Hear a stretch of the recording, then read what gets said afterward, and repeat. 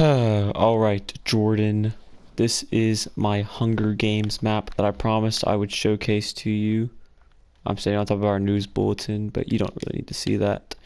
So, I'm showcasing this map, but before we do the map, I'll talk about the weapons. Because if we just put a bunch of chests with weapons in it, right, then, like, you know where to go, like, where to find the good shit every time, right?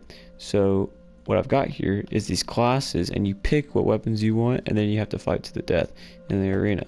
And there's a lot of classes, a lot to choose from, and no two people can be the same class. You have to pick in order. So the first one is the Arsonist. They all have these weird names.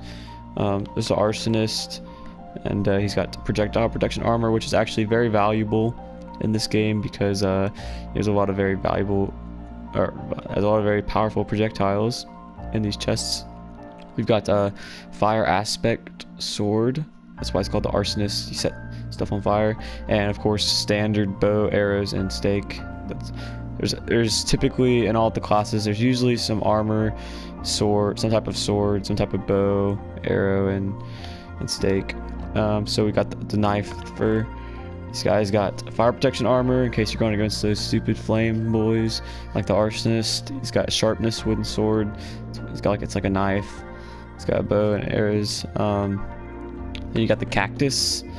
Cactus has thorns, so if you melee this guy, you're gonna take a little bit of damage yourself. So if you see the cactus, you wanna maybe stick to the arrows. He's also got a stone sword because he's more of a defensive player. Got to give him something he could attack with. You know, he had no enchantments, and bow, arrow, stake.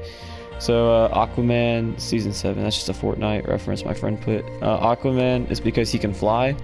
He doesn't have a chest plate though, but he can fly, and he's got protection armor, which kind of makes up for the fact that he doesn't have a chest plate. But he can glide with the elytra, and also he's got the trident, which doubles so that you can attack melee with this, and you can also throw it. It doubles as a bow. That's why it's got loyalty on it. It'll come back to you if you throw it. And the stake. And then we got the panda. The name is kind of an inside joke, but you got your diamond armor with no enchantments, and you've got a really good bow. It's got power and flame, but you have no sword. But I'm telling you, like, the bow is OP. It melts people. It destroys people. So definitely one of the best classes. Then we got the witch. All sorts of enchantments. You got your fire protection, projectile protection armor, your wooden sword, your bow, but you have poison arrows. And we've got all these different potions that you can use. So there's some slow falling ones, like in case you want to glide. It's not as good as the elytra from the Aquaman class, but it's pretty good. And then you got like a speed potion, strength if you're about to get in a fight, so like some healing.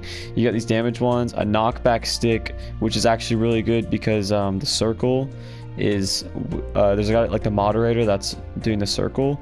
They build out this big square with lava, and it falls down and they have to knock it back. Oh yeah, Tanner, I'm showcasing my Hunger Games map to Jordan, and then we got a wither potion. This is a most powerful potion in my opinion. And now I've got the Enderman class. This has projectile protection armor. Because projectiles after the panda class, they were just getting a little too powerful. Stone sword, bow, arrow, and he's got some 3 ender pearls for some like fast traveling. The caveman. This one is kind of a gimmick class. It's really not that good. You've got a fire aspect and sharpness bone, a bow, and instant damage arrows.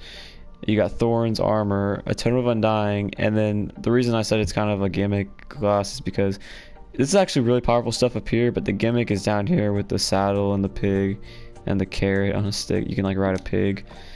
Then you've got the nightmare. He's got normal armor, a wooden sword, but he's got a crossbow with quick charge on it and night vision arrows and an invisibility potion that lasts pretty much the whole game.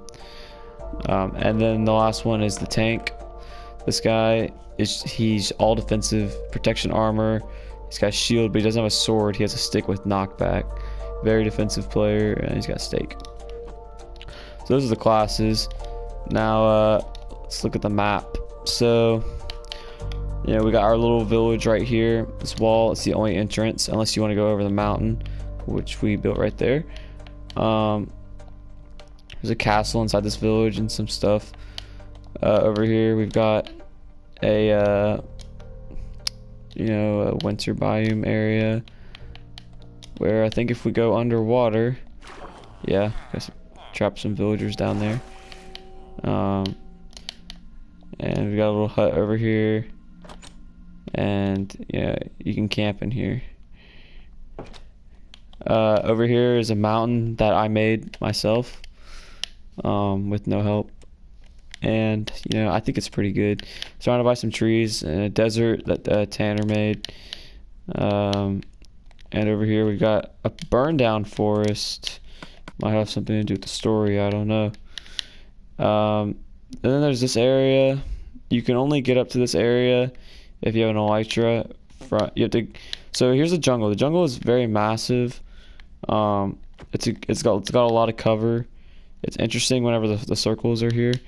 But yeah, you can actually climb up this big building right here, and you can jump off and fly right here if you have an elytra, and you can swim up, and then you've got this cool little area. There's nothing up here, but it's just a pretty cool area if you have the elytra. Stupid lake. And over here we've got a McDonald's. There's a cool little menu back here. Yeah, very cool menu. It's kind of gross, but whatever. There's inside, not really much inside. Over here we've got Trump Tower.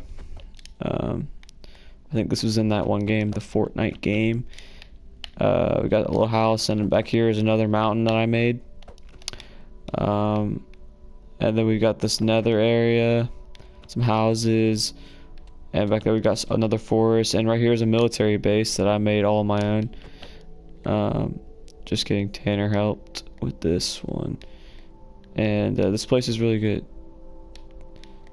Apparently there's a code. And so now we got this big ass mountain right here. It's just a good map. It's very well put together. You know, it's a lot of fun playing it. So there you go, Jordan. There's our map.